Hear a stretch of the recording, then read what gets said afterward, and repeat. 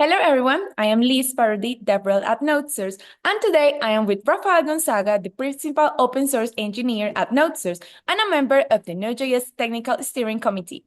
He's also maintainer of relevant libraries in the JavaScript ecosystem such as Fastify and Clinic.js.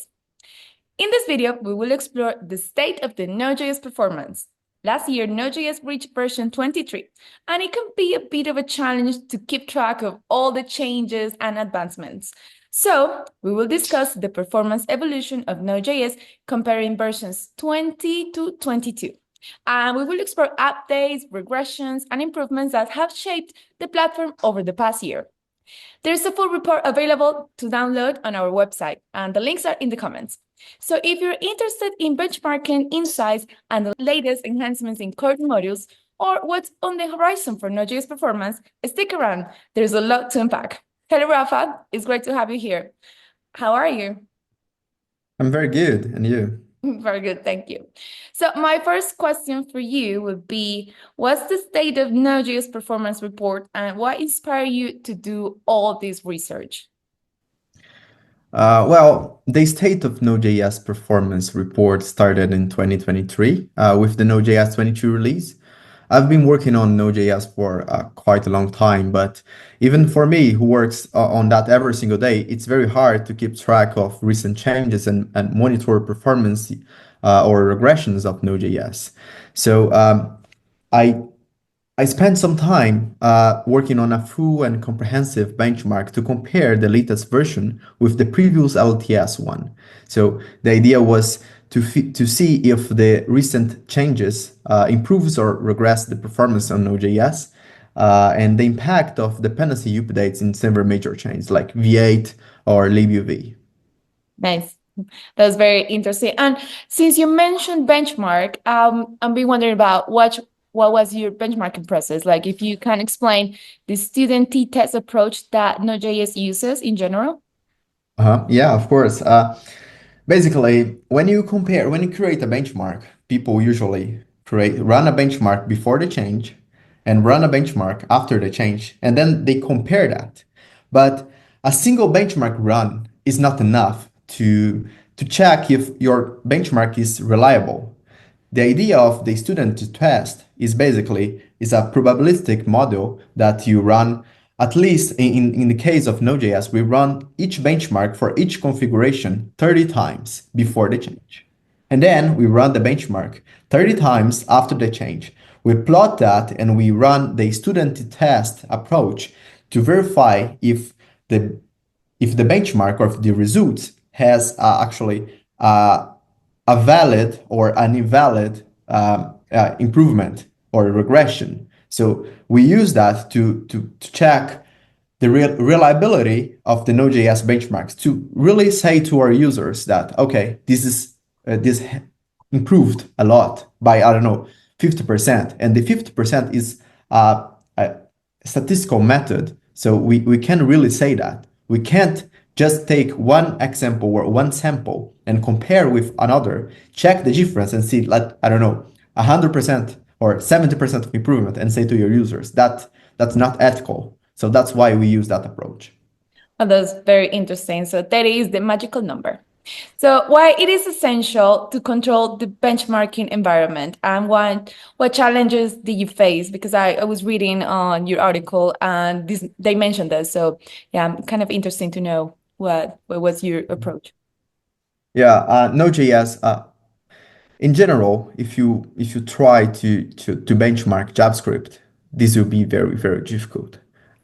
We have V8 in other runtimes. They have different compiler, but also they run a just-in-time compilation, and this is very hard to benchmark because most of your benchmarks won't be too realistic because you are running the same code, piece of code, several times. And the compilation, the just-in-time compilation, we optimize that because you are just running one piece of code. And this is hard because sometimes the V8 in that case is smart enough to just completely remove your code if that's not doing anything. Just, I don't know, plotting something, but not writing to a specific part of your code. This just run like an assignment of a variable or something like that. So V8 will just drop that and you'll see unreliable results or no operation. So Cool. the idea is to control your benchmark environment by running your code in a complete dedicated machine. If you are in a Zoom call or if you are in your local computer during a meeting and you try to benchmark, I'm pretty sure the results won't be so reliable as you wish. So make sure to run it in a dedicated machine at least. That's a good advice. So, how does tools like BenchNode help ensure reliable benchmarking results? Because I saw that you were working on this BenchNode tool. So, yeah, what can you tell us about that? BenchNode is a framework benchmarking library for Node.js. The idea is that, as I have mentioned, most of the case you are micro benchmarking Node.js. You are basically comparing no operation or a lot of V8 operations or V8 optimizations in your code that is not realistic to compare to a different approach because it might not be so optimized. The idea of the bench node is that it will run your benchmark, your piece of code, using do not optimize flag. So V8 will not optimize your code to make sure that it will run as interpreted function every time you call. So you can really compare with another function without any dead code elimination or any optimization that might arise when you run micro benchmarks. So that's why I wrote the bench node, is to make sure that you are comparing operations according to or fairly with other methods. Although it might not be 100% accurate if you run in production, because production environment contains optimizations, it will be, in my opinion, the reliable way to measure operations between different approaches. Thank you. Well, now all you know, go ahead and use BenchNode. So, which Node.js core modules saw the most significant improvements in performance this year? Okay. One thing important to mention is that usually performance improvement goes in a server minor or server patch per request. So it won't mean that if I say 23 is way faster than 22, it doesn't mean that 22 will be always slower than 23. Pull request might arise on 23 first, and then it goes to 22. That improves performance in the same level. So if I say that Node.js 22 is the same, is fast enough as Node.js 20, this also want to be accurate because pull requests might arise that will regress performance on 22 that will not land to 20 because it's in maintenance mode. So, but the comparison I did for 23 was basically I compared the Node.js 20 with Node.js 22. And the goal is just to provide a detailed analysis on how the platform evolved every year. And the results we got is basically file system for error operations got way faster to that specific version. So if you measure now Node.js 20, it might be fast enough. So, right, file system operations, it's way faster on error scenarios. The buffer are very, very fast now. I mean, it's usually fast, but in the comparison with Node.js 22, 22 is way faster to handle any operation on the buffer, to encode, to decode, to parse, to do a lot of operations. So this is very, very fast now. Also, WebStreams. WebStreams got a fantastic update. It also means that if you use fetch or undici fetch, Node.js fetch, global fetch, it also uses undici. It means that fetch is now faster as well. If we have improved the web strings of Node.js, and this also affects Node.js fetch. So this is slightly faster on Node.js 22. And that's very cool. So now let's talk a little bit about improvements and regressions. Why do performance regressions happen? Because you will normally expect that everything will just keep improving and getting faster and better. So why this happens? Um, Right. I have mentioned that Node.js follows a student t-test approach, which means that we run 30 times each configuration to each benchmark to Node.js. And this takes several hours. And I have run the benchmark for Node.js to create that report, and it took almost 4 days. So imagine you create a pull request, and in order to land that, or we create a release proposal, in order to land that, we need to wait to check if there are regression or not. It will be very, very difficult for us to maintain that because most of the time the machine might be, I don't know, it shut down for some reason because it requires some specific environment, a very good machine to run the benchmark. So we will wait 4 days just to run a release, and in case of a regression we will roll back and wait for more 4 days to run, and it will delay all the systems or all the workflow of Node.js developers. So this is very hard. We are trying to find different ways to solve that, to run specific benchmarks to specific namespace, but this is still under discussion. Oh, thank you. That's very interesting.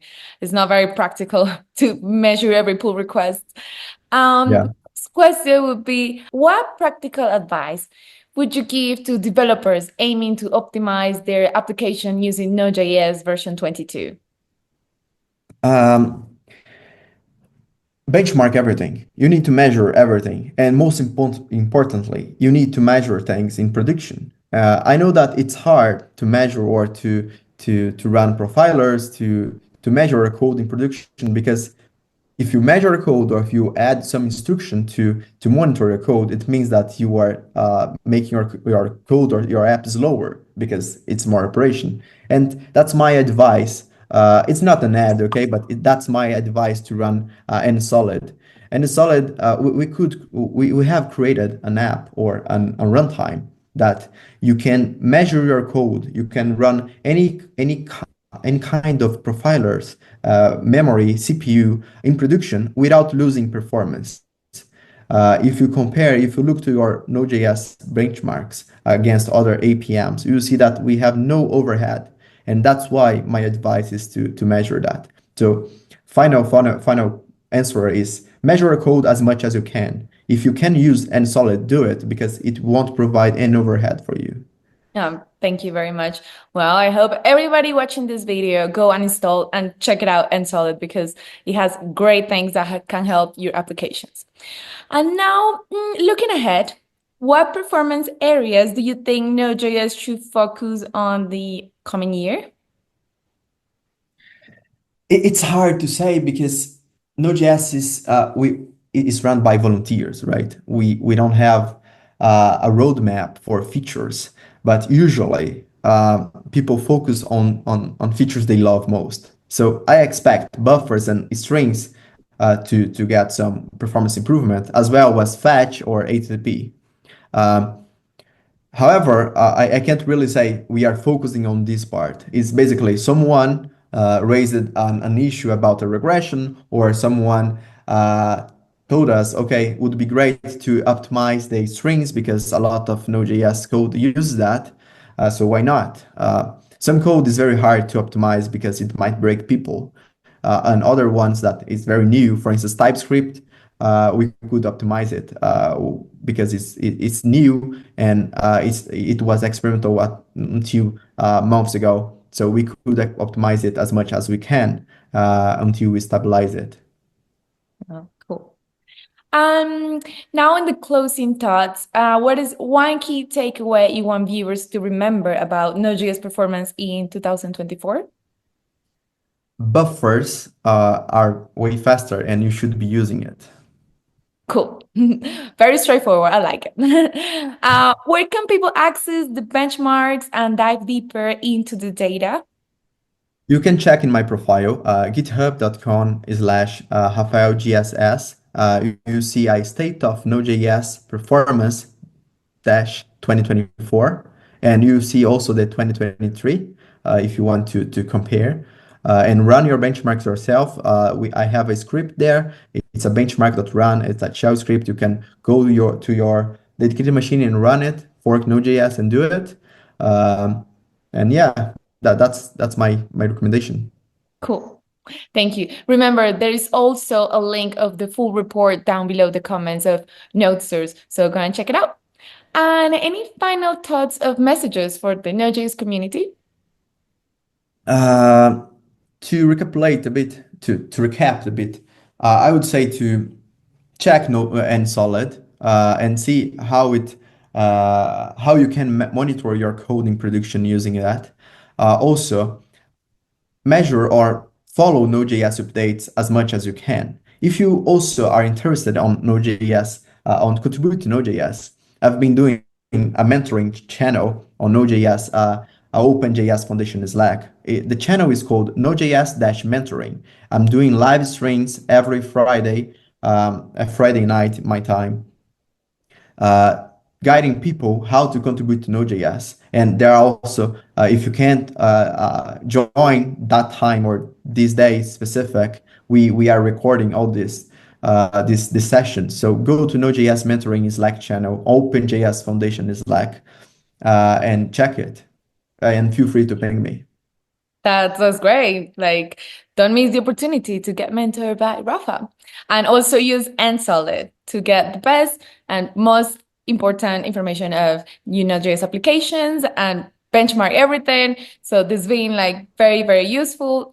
Thank you so much, Rafa, for joining us today, and see you in the next video. Bye, everybody.